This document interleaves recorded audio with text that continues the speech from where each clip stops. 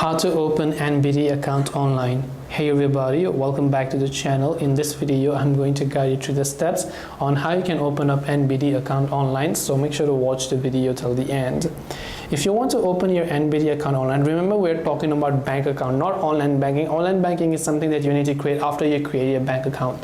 So go to emiratesnbd.com, which is the official website. Tap on the three lines option from the top left and go to account, then select the type of account that you want to create. In this case I'll select standard account. These are the facilities that you'll get with the account, so you can tap on the open your account option over here.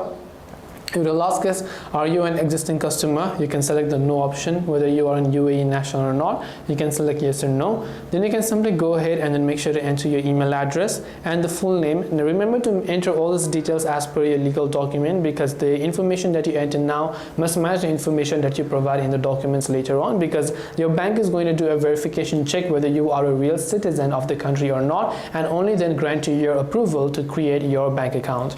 So hope this video helped you. If you have got any more questions, then feel free to leave them down below. Thank you for watching and see you in the next video.